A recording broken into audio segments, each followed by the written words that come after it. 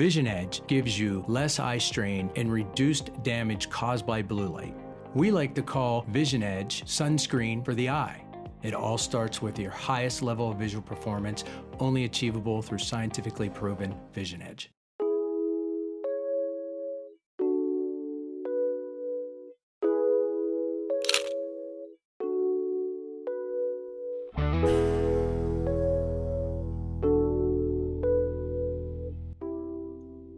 Hi, this is Dr. Kerry Gelb, the host of the documentary Open Your Eyes. And today I'm with one of my favorite people one of my favorite eye doctors in the whole world, Dr. Dorothy Hitchmoth. She's brilliant. She's been a teacher of optometrists for over 20 years. She's taught in 4 or 5 different optometry schools. She's won awards from the American Optometric Association, which helps people. She's always out there helping people see better. Welcome, Dorothy. Well, thank you, Kerry. And you're one of my all-time favorites, too. And congratulations on the film, Open Your Eyes. And thank you for being in the film. You were great in the film. My pleasure. And is there anything else about yourself that would you like to introduce? Yeah, I get asked that question a lot, and I'll simply share that I still see patients through a very holistic lens and practice what I call functional eye care. I also own a healthcare consulting firm that advises both startup and global companies about how to use data to create pathways to comprehensive health. As you mentioned, I was in academic medicine for 2 decades prior to starting my latest company in practice. And one way or another, I also earned a level of expertise in lean health operations and government healthcare regulations through my lifelong work as a patient advocate. So yeah, and that's the thing I would say I'm most proud of. But helping patients every day is my favorite thing to do. And that's what I love about you. And I've learned so much about you. I've learned so much about eye disease from you. You're such a great educator and lecturer. So, and thank you really for being here. I want to ask you, my first question is, people traditionally go to the eye doctor because they have a vision problem, they have trouble seeing. But there's a lot more than that. Why should people get their eyes examined on a yearly basis? Yeah, I love this question. The eye is it's a truly remarkable organ, right? There's that old adage that the eye is the window to the soul. Well, this is actually true in so many ways. The eye is one of the only organs that has a hole in it through which a story quite literally can be seen. And we call it the pupil. And your eye docs can actually shine light into this hole, right, during an eye exam and literally see part of your brain. You can see the blood vessels that come from your heart. There are even electrical signals and other signs of stress in the body that we can measure in an eye exam that reveal very early signs of problems. I always say, and I always quote, I should say, that the eye is the canary of the brain. It's something one of my best mentors used to say. And really, you can see signs of deterioration of the body and the brain by looking into the eye at all the structures around it. In fact, over 250, I think, some odd diseases can manifest in the eye. And it's not rare that your eye doctor has the first clue that something might be off with your health. So yearly eye exam is important. The eye is so complicated because it's made up of all these different embryologic tissues, from the eyelids all the way back to the optic nerve. When we're looking at the optic nerve, we're actually looking at the brain. That's exactly right. That's exactly right. As I said, the eye is the canary of the mind. It's true. It's a mirror image of what's happening in the brain. Of course, as I mentioned, the heart. And there are a number of different technological advances that are actually helping us understand that better and better. You're an expert on diabetes. I heard you give a wonderful lecture last year in 2019 on diabetes. Talk to us about the epidemic of diabetes.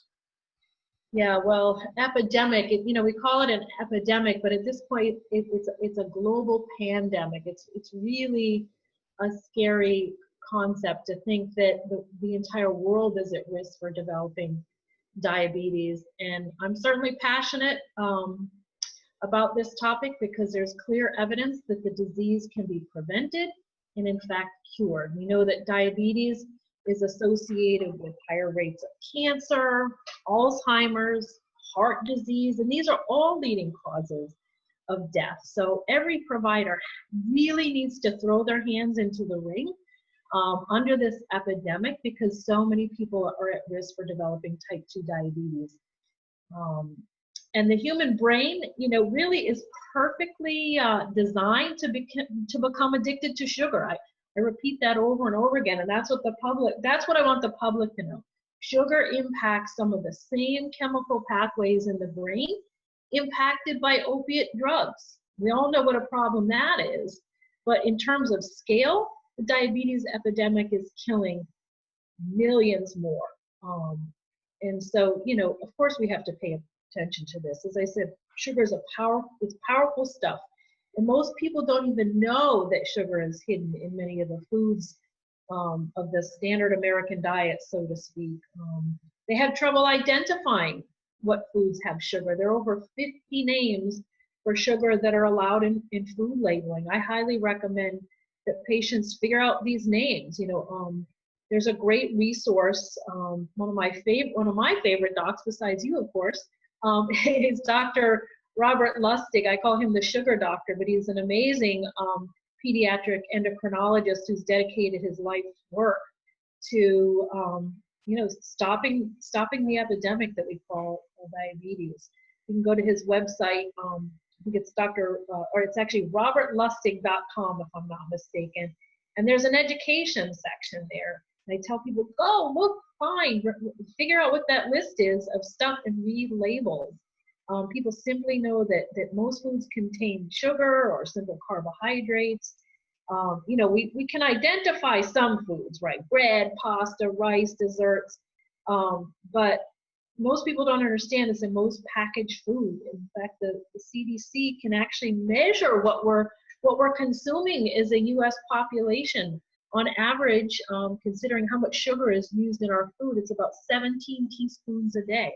I mean, nobody would intentionally do that, right? Nobody would intentionally do that.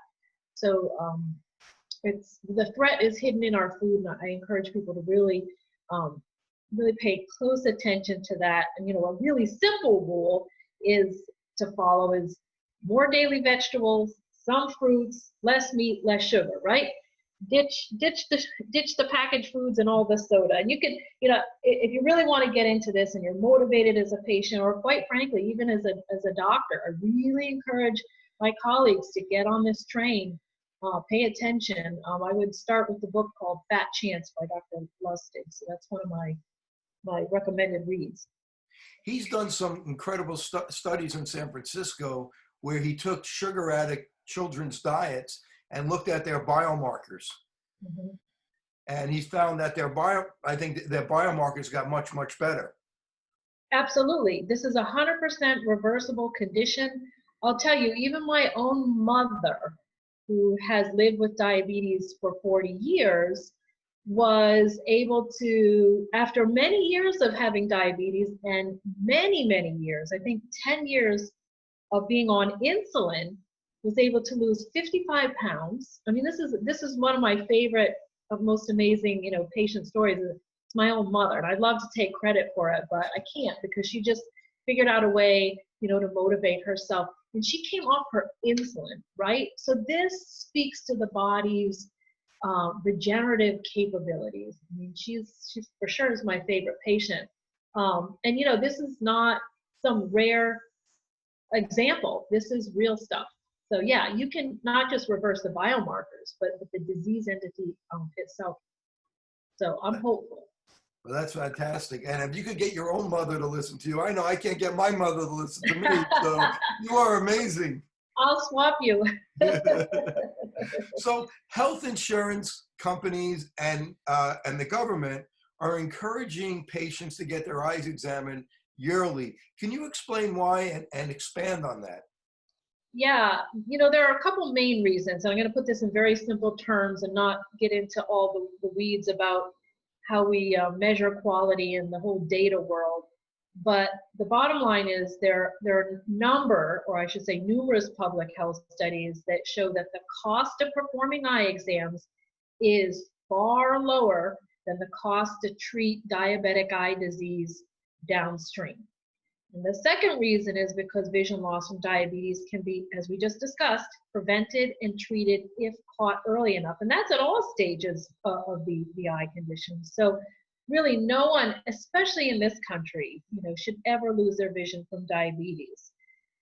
Sadly, right now, eye doctors are often one of the first to find signs of diabetes through an eye exam, which is another reason to make sure you get your eyes checked yearly, because this is a way to make sure this doesn't happen, whether you have no diabetes, pre-diabetes, or you've had diabetes for a long time. It's just, it's something that I hope we will see as a rare occurrence in the future.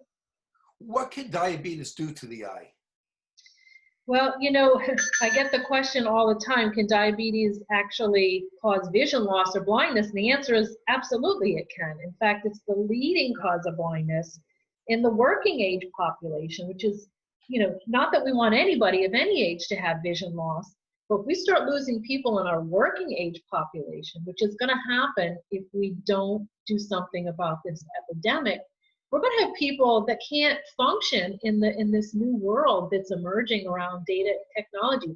They will not be able to read, see a computer. They'll need all kinds of adaptive devices, and their quality of life is just not going to be what it could be otherwise. So that's something, I think most people think this is not going to happen to them, right? They believe diabetes is something that happens to someone else. I think most people do not realize that simply being overweight sharply increases their risk for type 2 diabetes. Some people think it's an old person disease. And these misconceptions at this point can be deadly. And we know the population's overexposed to the worst type of sugar, which is high fructose corn syrup.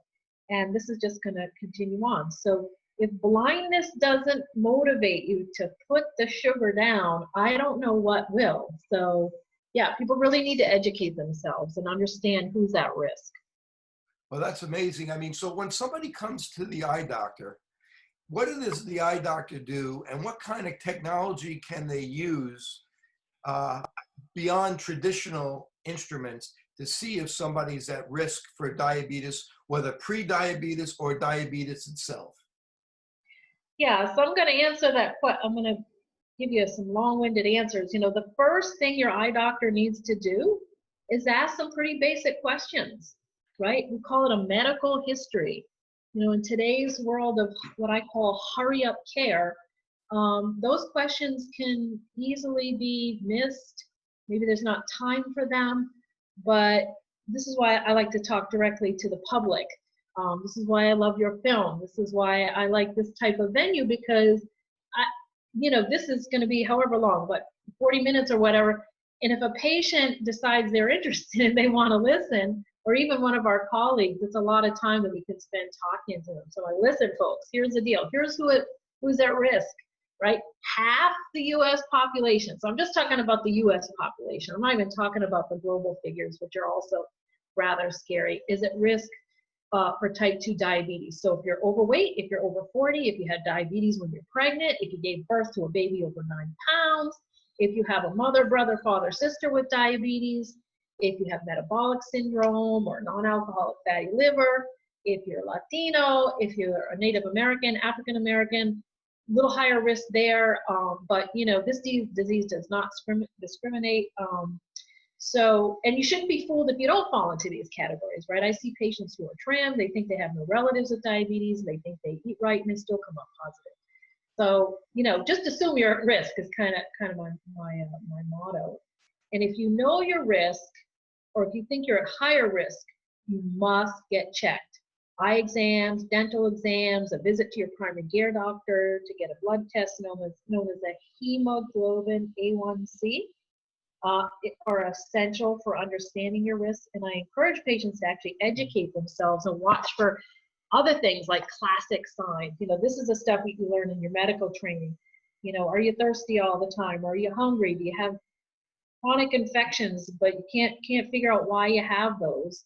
I even do checks for high insulin levels on some patients because this blood test shows elevations in pre-diabetes. But the bottom line is get checked and do not let fear delay the conversation, whether you're the doctor or the patient. Even just losing 5 pounds, for example, can delay the onset of full-blown diabetes by years. This is actually my challenge to anyone who might hear this conversation. And, I get asked sometimes about, what are some of the things that I know about diabetes that maybe the general public and even doctors might not know that can help them avoid diabetes. And I'm going to talk about technology. Now, years ago, some very bright Harvard researchers did a study that showed that people who drank the most soda, regular soda, were at highest risk for diabetes. And what those researchers did not expect to find was that people who also drank diet soda had a high risk as well. And there were a bunch of speculations at that time. However, it wasn't until recently that the likely reason was found. There's actually substances in diet soda and also some of the fake fats on the market that actually kill the normal bugs in our gut, the stuff that naturally lives in our body, appropriately so, in our bellies, that help metabolize sugar. And so now we have a bunch of studies to support this. And just this year, another study showed that diet soda, right? So you think you're safe. You're not drinking this soda with the sugar and the high fructose corn syrup. You're drinking this other stuff. But diet soda actually is strongly associated with the development of the worst type of diabetic eye disease. Now, I know that the diet soda industry might not like this, but I really encourage everyone, just get off the soda. They are dangerous to your health. So that's here's what's I hope everyone listens to. Taking my mother off soda was one of the hardest things I ever had to do. It was a 6-year struggle. I bet. So, and I don't want to go off too much on the tangent about gut health, but it's so important to overall health and this conversation and prevention of diabetes. I think it's something we should spend a little bit of time talking about, because there's all this talk about gut health. And I stated earlier that the eye is the canary of the mind, but really the gut is what matters if you talk about preventing disease. Because when you ingest food or the stuff that we think is food, it either supports the good bugs that help us digest our food or it kills it. Those are kind of the two general pots of action that can occur. And without the good bugs, our food actually never really gets digested. It doesn't get absorbed into our body. Now, there's a bunch of reasons that might happen. And you can literally eat all day and the nutrients will pass through your body and never get absorbed. There's food allergies, celiac disease, gluten intolerance, all these things that you're hearing about in the general ether.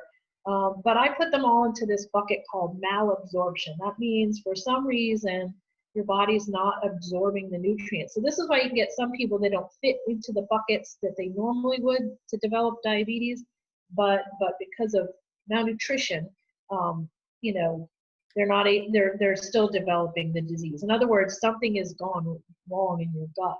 And there are so many diseases that we have names for that really are just signs of malnutrition: diabetes, rosacea, anemia, certain types of dementia, Alzheimer's, irritable bowel, depression are just a few that are more likely to be signs of gut problems opposed to the primary diseases that we've named, right? Now, this is not a lot of snake oil talk. This is important stuff, so important that the National Institute of Health has actually funded the Human Microbiome Project to the tune of millions. And there's hundreds of scientific discoveries that have already been revealed and will continue to help us figure out what to eat and how to make our bellies better. And that's one of the other major steps towards improving health and avoiding diabetes. What do you recommend to improve the gut microbiome? Yeah, so obviously avoiding stuff that kills the good bugs, like I just mentioned, like diet soda, regular soda, but eating foods that you can recognize as foods, and also eating fermented foods or foods that actually help those normal bugs, or the good bugs, I say good, good witch, bad witch, good bugs, bad bugs, thrive. So fruits and vegetables, it's the same stuff your cardiologist tells you. It's the same stuff that every philosopher in medicine has told us for years. Eat your fruits and veggies. Don't eat refined foods. Increase your fiber intake. Don't eat so much meat. Eat good fats, not bad fats, not fake fats. That's it, right? I think the challenge is people don't even know what those foods are anymore, right? I was stunned. My youngest son said to me the other day, he goes, Mom, because he's always peripherally hearing me on these rants about health and food and all this stuff. And he goes, did you know that there's all these kids that don't even know what a tomato is? I said, what are you talking about, right? Because I'm so on high. Yeah, you can't believe it. I was like, wow. So, I went and looked and I'm like, yeah, this is crazy. That huge swaths of the population can't even identify a food that is really important to our health, in particular the eyes, for example. So you talked about prebiotics, food that feeds the probiotics, the good bacteria in our gut, and to feed the good bacteria or get good bacteria, you mentioned fermented vegetables. Where can we get those fermented vegetables, and what are some examples? So I would say most health food stores carry this stuff, right? So if you don't have a health food store, find one. For goodness sakes, you can go online now and order stuff from anywhere in the world, and it shows up in a day or two. Eventually, it'll show up by drone, right? But an example are things like kimchi or, any kind of fermented vegetable, pickled vegetable, where bacteria are actually growing on the vegetable itself, and then you ingest it. So that's not a thing that a lot of people eat, are familiar with, or that even like the taste of. And so that's why you see a lot of action in the supplement world around selling prebiotics and probiotics. But I think you have to be really careful because I think some of those are not great. I have some resources on my website that might actually help people decide what's good. But, I would say I hate to say this, but, talk to your friends and colleagues and talk to the folks at the health store. They're often really good resources for figuring out, okay, that's a prebiotic, that's a probiotic, these are the foods that count. Nutritionists are getting better and better at answering these questions as well. So let's talk about technology. You go into the eye doctor's office, the optometrist's office. He has imaging, he has OCT, they have visual fields. Talk about the different types of technology we could use to help early diagnosis of prediabetes and diabetes. Yeah, so, I think what the public doesn't know is that there are all kinds of things that we can see during an eye exam that are indicators that a person's at risk for vision problems and health problems, right? We talked about that already, but I try to tell every single patient as I'm looking at their eyes, looking through their pupil, that the eye contains some of the tiniest. When I talk about the anatomy first, I'm going to talk about the technology because I think this will help people understand if I don't talk too fast like a New Yorker, right? Not to pick on the folks in New York, although I am in Red Sox Nation. That the eye contains some of the tiniest, most fragile blood vessels in the body. These vessels are highly vulnerable to what I call metabolic disruption. Things like high blood sugar, lack of vitamins and minerals, the presence of inflammation and infection can actually make these blood vessels that we see weaker. They can develop little weak spots. They can leak.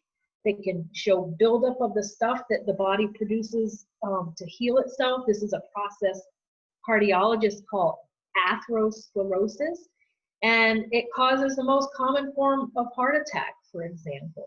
So when we look in your eye, we can actually see these changes when we look through the pupil. This is why it's so important that this part of an eye exam is never skipped. Checking for an eyeglass prescription is only a test. It's critical, right? We need it to function, but it's not an eye exam.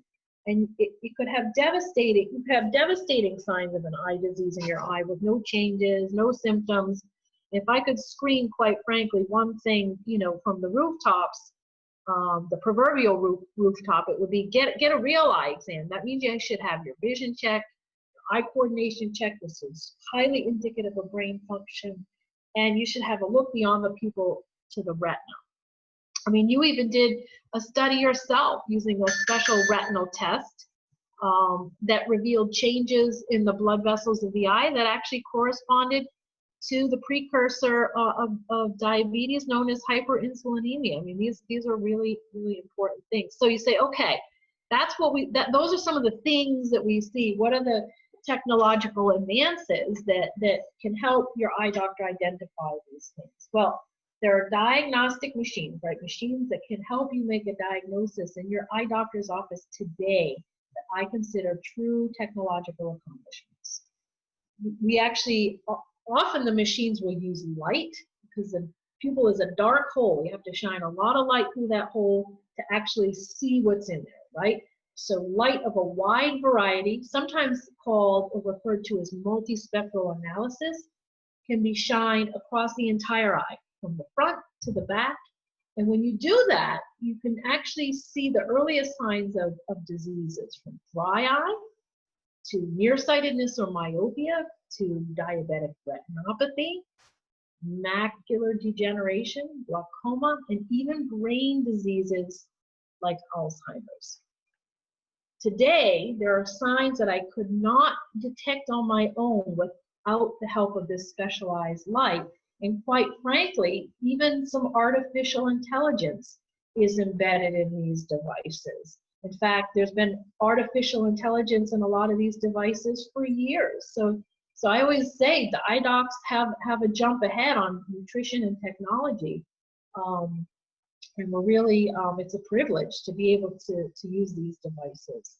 So the terms that your eye doctor may use are things like ocular coherence angiography, or wide field photography, mybography, or aberrometry. Whatever the names are, you know, the reality is that these tests are highly accurate. They're now available, and they can help doctors identify these abnormalities even before we can see the changes. There are even tests, there's some tests, for example, electroretinograms can show early signs of brain dysfunction. And there's even a test called photo stress recovery, and that will often show abnormality long before, for example, macular degeneration can be seen. And I know we're talking about diabetes, but macular degeneration is actually the total overall leading cause of blindness in North America. So it's an important condition as well. And that test can be often diabetes. And I spent most of my life actually studying macular degeneration. But also another lifelong clinical focus of mine is dementia, Alzheimer's, and quite frankly, brain injury, especially from my years, many years at the VA. It's important for the public to know that the brain and the eye are a single organ in essence. Like, they're not two separate things. And if you have dysfunction in the brain, you can often measure this in the eye. This is the most exciting development that's been happening over the last 10 years or so. There's actually a company who's doing a great job even doing functional tests. It's called CogniView, and it's a test that you can actually take in your eye doc's office that can baseline well child check to make sure that so that you know where your kid's brain is.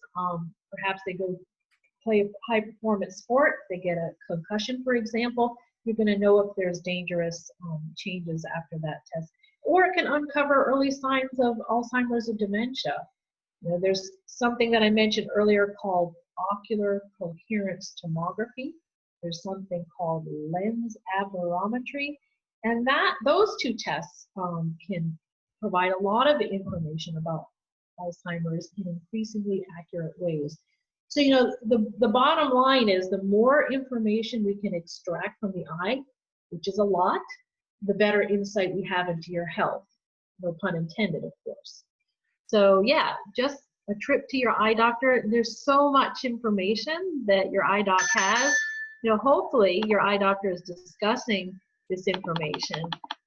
Hopefully they're talking to you about, hey, there's these little blood vessel changes in the back of your eye.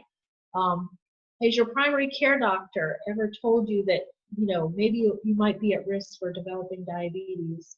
Or have you been screened for atherosclerotic, heart disease, the type of heart disease that causes heart attacks? And often no, because they may or may not fit the profile that all the guidelines that are published in traditional medicine might lead them to otherwise. So that's why obviously I'm an eye doc, I'm going to advocate for an eye exam, but there's some really cool stuff that we can see. Macular degeneration is a leading cause of vision loss, with 15% of Americans being at risk or already affected. Scientific evidence proves that by using mesozeaxanthin, lutein, and zeaxanthin together replenishes the macular pigment and promotes healthier vision. This formula comes in only one product, MacuHealth. How long do you think it'll be before somebody will be able to go to the eye doctor and the eye doctor will say, we'll do these tests, we'll do imaging or OCT, and be able to say, you're at risk for Alzheimer's. There are things you could do to prevent Alzheimer's, like reading Dale Bredesen's book, his 36 points to try to prevent or even reverse Alzheimer's. How far are we away from that? Are we there now? I would say we're here now. It's here now. I mean, this is an area that I was studying at the Scapins more than 10 years ago. We could actually see these changes in the eye then, but now technology has allowed the changes to be better characterized, and artificial intelligence overlays is actually being used now that allows us to detect these changes even earlier. So what will happen, it's not just something I'm going to envision. I'll tell you, have some ideas about what I think the eye exam in the future will look like. But we can collect enough data now from the individual patient's eye scans, if you will. And the earlier we can do that, the earlier we can detect disease in that person. So when you pool that data, right, the artificial intelligence, through your own data collection, whatever, I think it will be artificial intelligence very shortly here. But a doctor is still going to have to interpret that, right? A lot of people are afraid of artificial intelligence, but quite frankly, it's just going to make everything better. When you pull that data across an individual or a population, you can really start to predict who might be at risk in the future, right?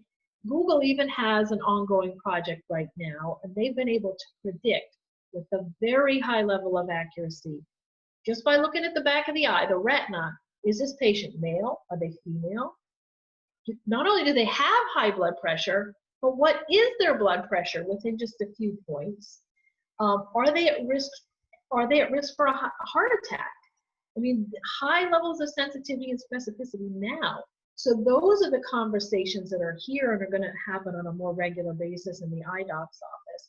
And the data gathering effort is good. It will actually ultimately save vision, and it's going to save life. You're going to get predictive biomarker maps, if you will, very shortly. There's even one company now that has an FDA-approved program for autonomously detecting diabetic retinopathy. That means you can triage even more patients in more places to make sure they get to their family optometrist for the highest level of testing and monitoring, right? You want the sickest patients to get the most care, and the most healthy patients to get the care and advice they need early in their life.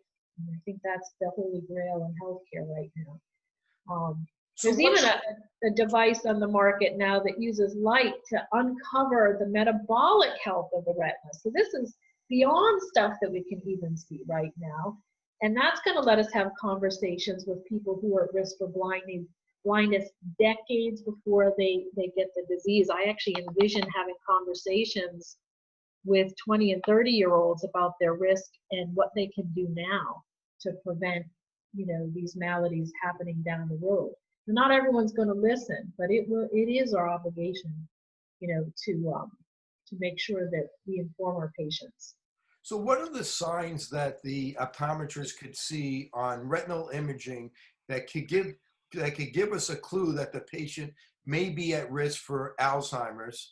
And number two, what are some signs that we could see on OCT that will give a clue that the patient may be at risk for Alzheimer's? Yeah, so we talked a little bit about that, or I referenced that a little bit earlier, but you know, the key findings are, these are from my colleagues, right? Blood vessels that have little outpouchings called microaneurysms, changes in the direction of the blood vessels, actual leaks in the blood vessels themselves.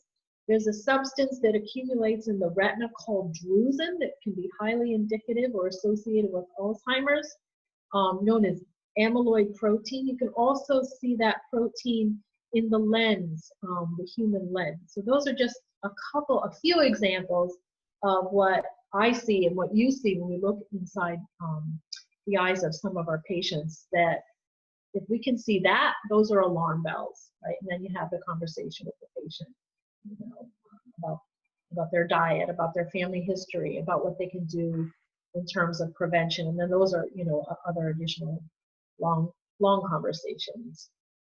And what is the OCT scan? I know it's an instrument that could cost up to $80,000. And what could it do to help patients? What does the optometrist see using the OCT scan? What could it help diagnose and help detect? Yeah, so that's a really good question. Right now, I would say that OCT or OCTA angiography is the most sensitive test for seeing the earliest changes in the blood vessel on the back of the eye. It's a very expensive test. I think over time that the test will get less expensive, but the resolution, that the capability and the resolution of that machine right now is so amazing that we can see these changes now that it would taken me or you 5, 10, maybe even 15 years to see those changes ahead of what we can see now. So that's the most exciting part of OCT angiography, or really, quite frankly, other diagnostic tests that allow us to strip off the inner layers of the retina and really look deep, so to speak, at the tiniest little details of the retina. In the film, we talked a little bit about multispectral imaging. We gave some examples. You're an expert on multispectral imaging. Mm-hmm. Can you tell us exactly what it is? You mentioned a little bit before, and by layering the retina, how could it help us when it could see the retina and could see the blood vessels at 8 microns? Mm-hmm. Yeah, so, you know, the reason that I like multispectral imaging, when I say that, I kind of use that term loosely, right? When you use a wide variety of different lights, and I'm not using the proper physics terms, but I think this is the best way to think about it and understand it. When you use or I should back up and say the eye is so complicated. There are 9 layers to the retina, and each one of those layers has a different color. Some of those tissues or layers are clear, some of them are opaque, and if you don't use light to get around, literally get around or through some of those complicated layers, you can't see everything that's happening in the retina, which, as I said before, is also a glimpse about what's happening to your cardiovascular system in your brain. Then you're not getting the best look at the eye. So multispectral imaging, literally, it's what I call a light dissection. It uses light to just kind of crawl all around these little spaces at very, very high resolution to help us, the eye docs, actually see those changes and look at those changes, see those changes, tell the patient so that they're aware of what their risk for disease is. One of my favorite ways, and this is not diabetes, but this process actually happens in patients with diabetes, is you can literally remove the inside of the retina, right? Look a little deeper at something called the retinal pigmented epithelium. And if that's breaking down, then that means we're already very much downstream in the process of getting diabetic retinopathy or even macular degeneration. We shouldn't have to wait until we can see those changes just by looking with traditional instruments in the eye, because if you wait until you can see those changes with other less sophisticated instrumentation, it's too late. It's going to be much, much harder to have that patient heal their own body. So if you look at the eye as, there's a number of eye diseases that are affected by nutrition, whether it's dry eye or diabetes or macular degeneration. What's the diet that you recommend, and what supplements do you recommend that people take for prevention?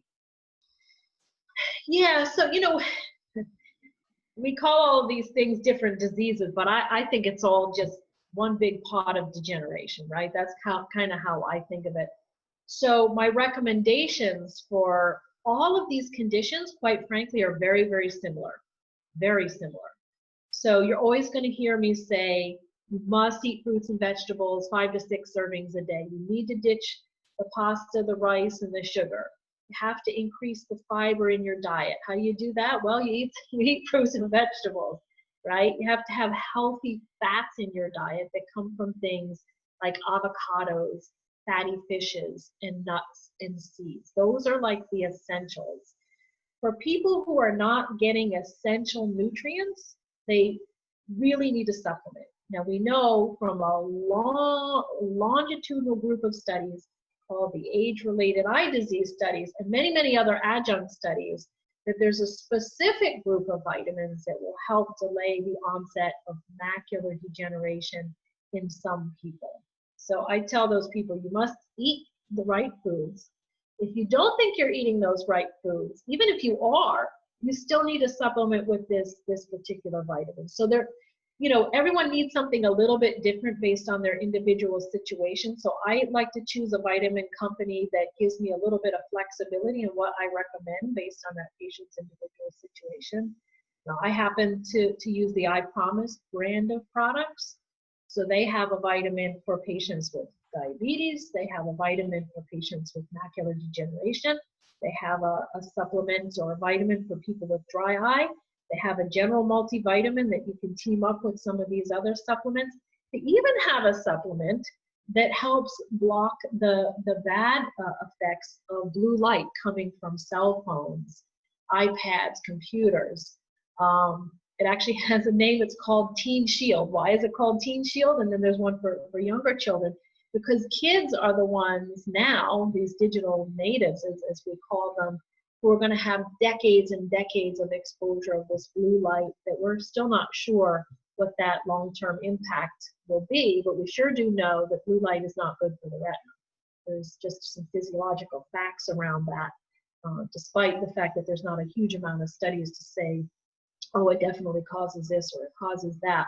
Well, we're not going to wait for 50 years to watch, melanoma crop up on everyone's skin any more than we are to watch, a whole generation of people developing diabetes and macular degeneration. So I like that company. I think from a provider perspective, you have to understand the ingredients. You have to know what your patients are taking. You need to educate yourself on whatever company you choose, right? And make sure that you know how those supplements interact with the patient's vitamins, their medicines, I should say, what they eat. And if you're not willing to take that kind of a medical history, then you need to refer them to Dr. Carrie Gelb. But seriously, you need to see a holistic functional medicine eye doc. That's what I call it. There's more and more of us out there every single day. So that's just one brand that I happen to like. There are some others. I think Life Extension has some great products. I also subscribe to something called Consumer Lab, consumerlab.com. This is a great tool. It's a consumer group. It's not funded by any of the vitamin. It's not funded by the vitamin industry, and I can use that tool to go in and put in a patient's the name of their supplement. It will tell me what's in their supplement, if there's any interaction with their medications, and any contraindications. And does that vitamin have in it what it's supposed to have, right? Because there are some bad actors in the supplement space, as we all know. But that's why I encourage people, go to your doc, go to a healthcare provider, go to a trusted resource to get the thing that's best for you. How about people that want to make good vision better, like baseball players? Yeah, so same reason that I thank you for saying that. I know you're a baseball star from years back. So, you know, the same company that I was talking about, I promised, actually also has a vitamin called Visual Edge Pro, and it is the official eye vitamin for many of our Major League Baseball teams and also NFL teams.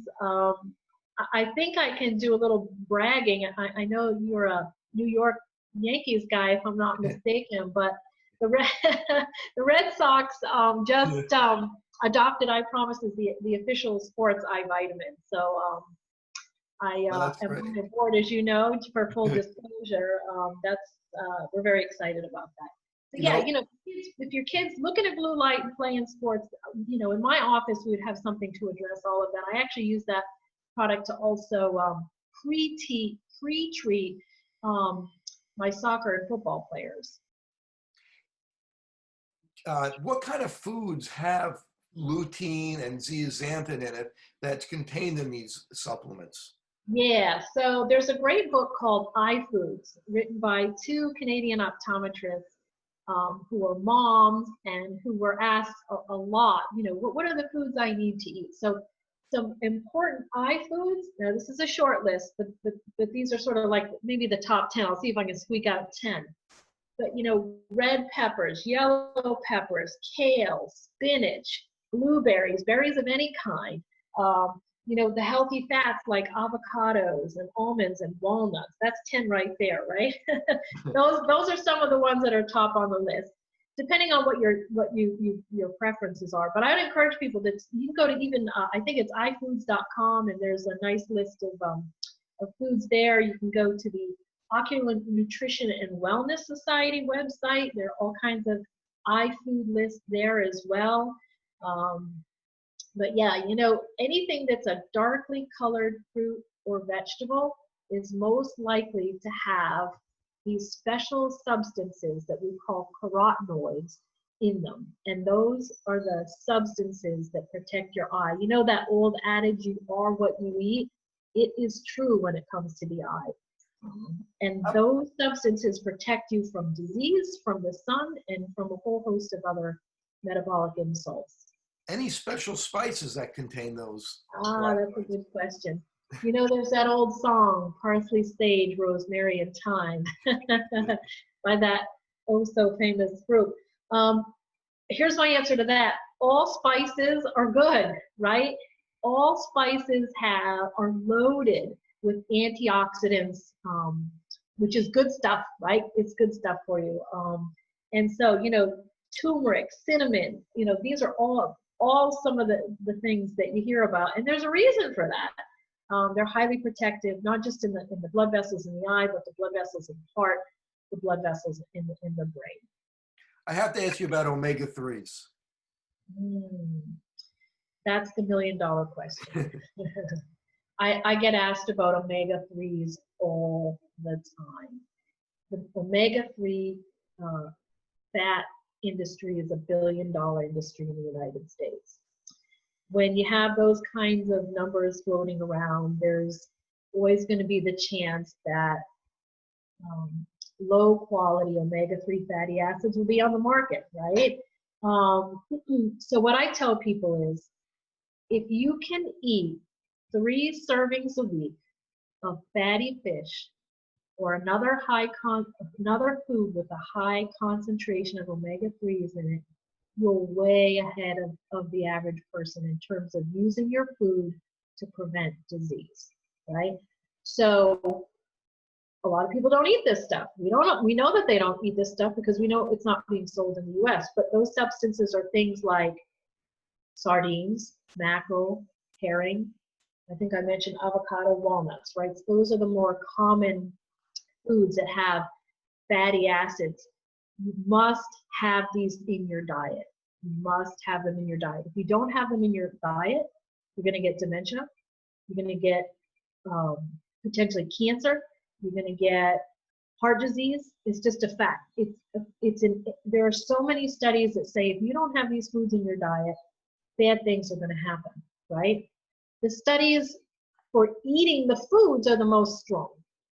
The studies that say you should probably supplement, the evidence is a little weaker. I think the reason for that is because there are wrong doses, there are different types of omega-3 fatty acid supplements, and so that makes it very confusing and difficult to sort of get the answers you want out of the study. So bottom line is, if you don't eat 3 servings a week, you need to take a fatty acid supplement, right? An omega-3 fatty acid supplement.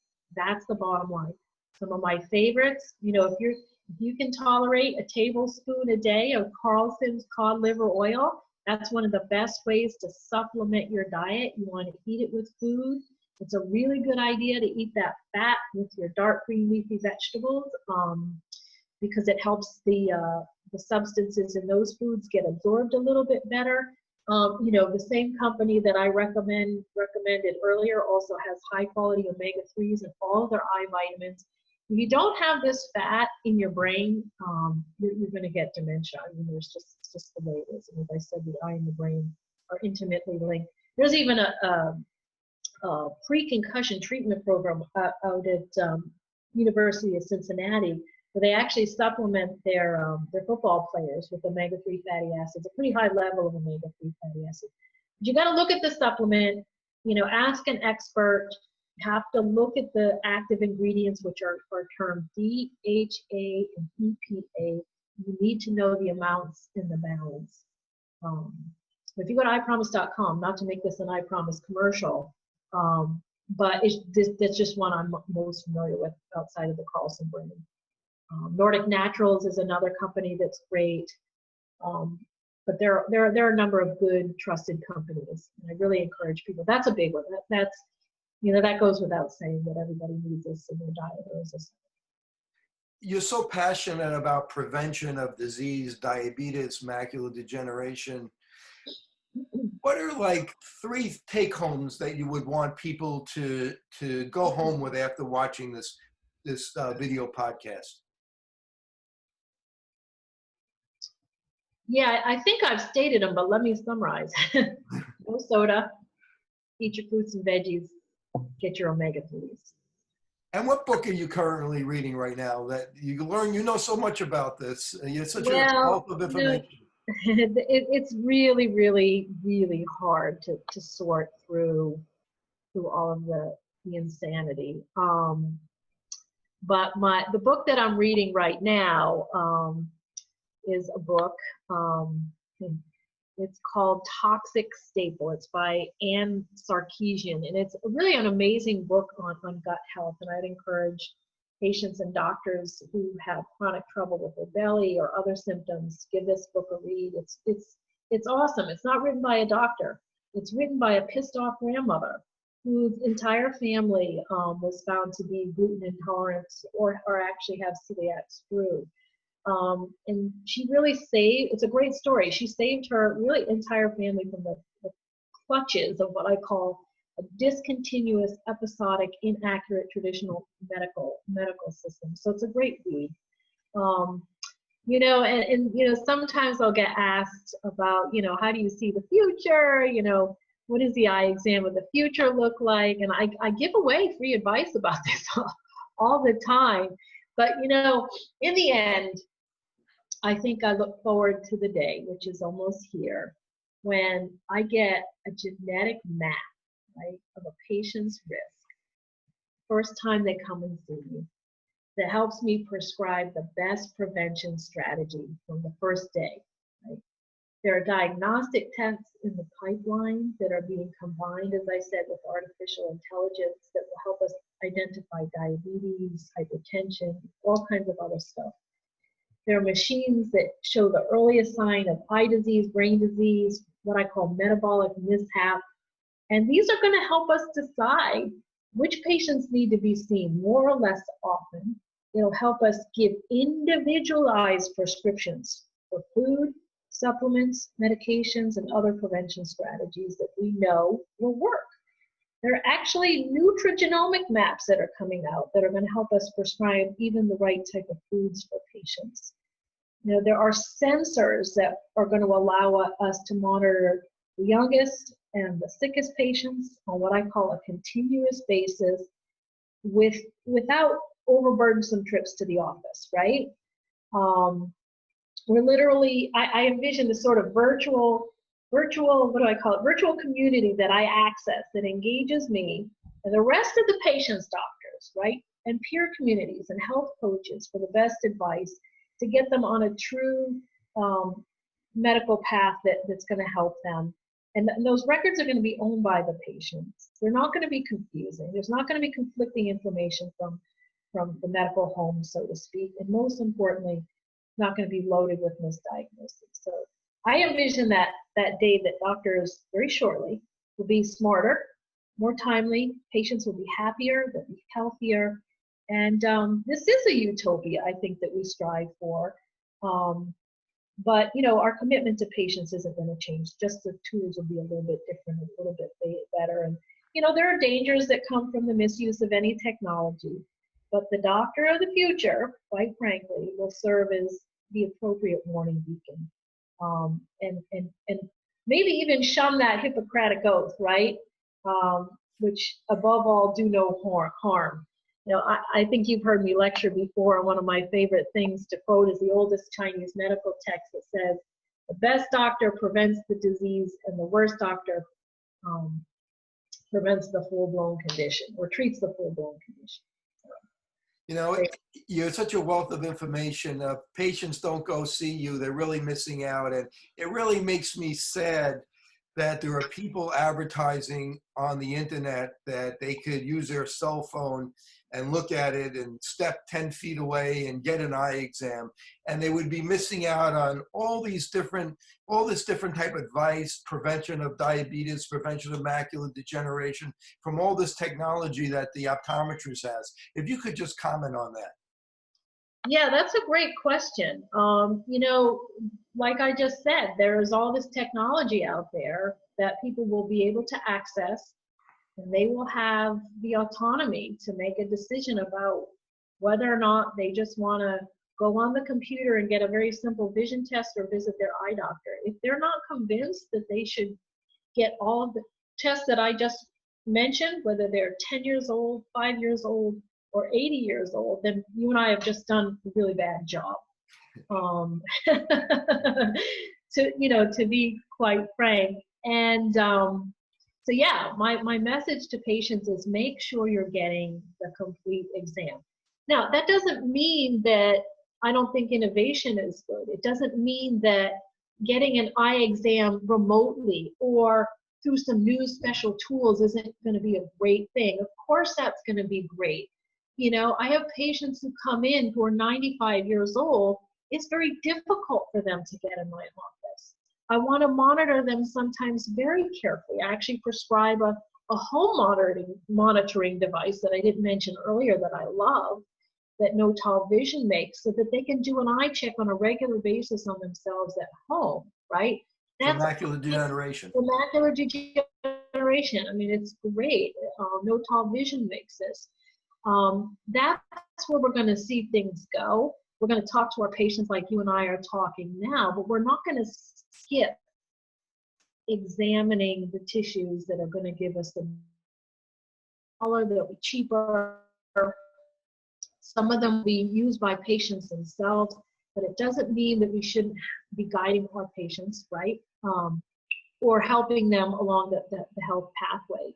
You know, there's a great, not to go off on a lot of tangents, but this is one that I think is, you know, to bring it back to diabetes a little bit, there's an amazing company called Vitality Group right now. And they are really helping patients on a continuous basis figure out how to manage their blood sugar on a daily basis. What are the foods that they need to eat? What are the activities that they need? What time do they need to do it, right? Because diabetes is such a complex condition that requires a patient to think about it most of the day, unfortunately. which is why I think we should work on prevention. So I'd encourage anybody that has diabetes or has pre-diabetes to go look at the Vitality Group. You can access them right along with your regular doctor, which is a little bit of a tangent. I hope I answered the question. Well, but yeah, getting that right now, getting an eye exam live is what you have to do. Just what you have to do until that technology truly reaches into the patient's home through the computer or through some other new technology. Then I think that's what we have to do. Yeah, because the eye is so complex. It's so complex. And when we're looking at the heart and the brain, you really don't, you don't want to skip on that. And and it's a de facto look. So. It's funny when I show the film, and then after the film, when we showed it to the press, the thing they were most intrigued with was how much does it cost to get your eye imaged? They wanted to get their eye imaged, and when I told them, typically it's around $39, they almost fell on the floor. They thought it would be like $1,000 because right. of what you could find from a retinal image. It's so incredible. Well, that's such a good point. Now, I'm so glad you brought that up, because one of my favorite statistics to repeat over and over again is if you take all of the eye care, all of the eye exams that we perform in the U.S., it's 0.04% of all healthcare costs. It's a high value group of tests, right? I don't want to say we're cheap, we're not. You're getting such an amazing amount of information from this little bitty organ for really a low cost. It's very low cost. And so, one of the things that I didn't mention earlier, but that I've been working on for the past 4 years is a Medicare funded project where we're actually looking at what eye doctors can do to impact cost savings into the healthcare system. And we're finding that there are all kinds of things that we can do, like make sure patients' diabetic eye exams are being reported, keep patients out of the emergency room for eye injuries that can easily be taken care of in the eye doctor's office. Those are two really important, simple interventions that, quite frankly, we demonstrated with about 900 practices participating, $1 billion in cost savings to the healthcare system. So not only are we important purveyors of health, but what insurers and the government and everyone else will start to pretty quickly see here is that we're responsible and will be responsible on an ongoing basis for saving healthcare dollars by prevention, by diversion of hospitalizations, in a whole host of ways. That's exciting. Yeah, I think there was a study that showed that optometrists newly diagnosed 300,000 new diabetics during that particular study. Yep. Yeah, and not just diabetes, right? There's a whole host of conditions. I mean, there are obviously some more rare ones, but not some not so rare. I mean, United Health looked at their own data. And I think it was up to 7% of all of the conditions that patients had were first diagnosed through an eye exam. That's an enormous number. Whether it's multiple sclerosis, unfortunately cancer, things wrong with the brain, things wrong with the blood, the heart and all these other things. So the emerging data shows that your eye doctor is a very, very important part of essential care.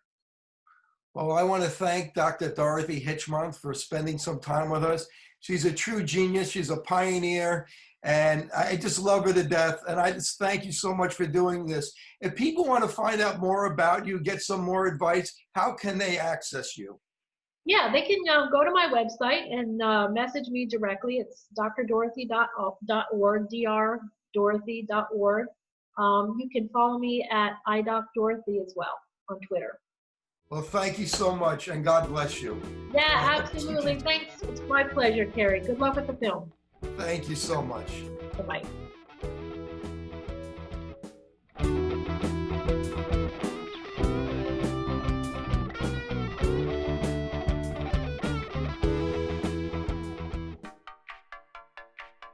Since I bought Safe For You, my dad makes me clean his boat. Es natural y es un buen producto. Every time I go back to school, my mom always makes sure that I have my Safe For You products. I bring extra, and my roommates certainly don't mind. It's a good thing I had Safe For You. to clean up after this little guy. When my hands get dry, I like to wash them with Safe For You.